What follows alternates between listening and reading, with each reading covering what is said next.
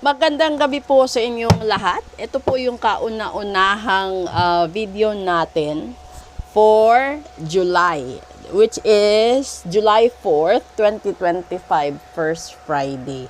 So, ito yung healthy reading 091 natin. Sa lahat ng nagparitual, nagpa-reading, nagpapagamot, maraming salamat po sa inyo.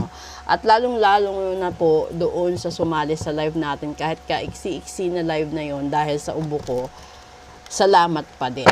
Okay, sa gustong magpagamot, magpatanggal ng kamalasan, lahat-lahat, sabihin nyo lang po.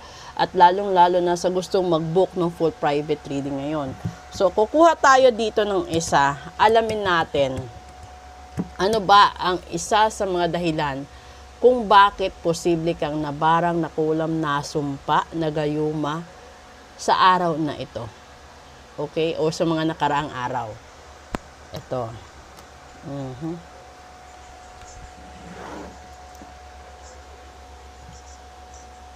The Knight of Wands. Ibig sabihin, ito'y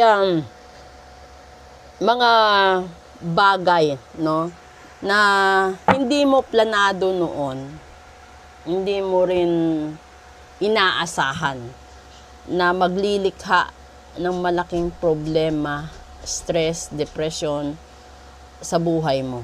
Kasi ito'y isang tao na biglang dumating sa buhay mo na parang mahilig sa action, mahilig sa adventure.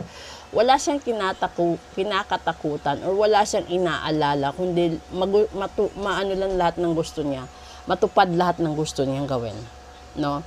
Ito yung tipo ng tao na dahil sa ugali mo na hindi ka nakakaantay or ayaw mong maghantay, ibig sabihin nito, dito ka napapahamak, dito ka nagkakaroon ng sakit.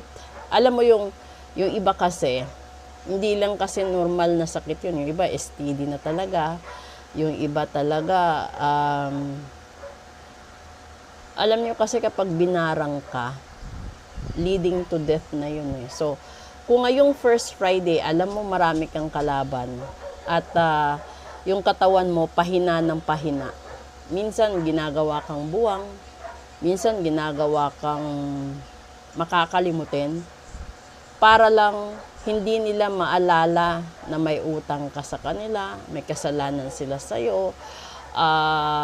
Lahat-lahat ng panakipbutas na gagawin nila. Isa sa siguro pinaka least na lang gawin is yung leading to death na barang. Pero pwede ka nila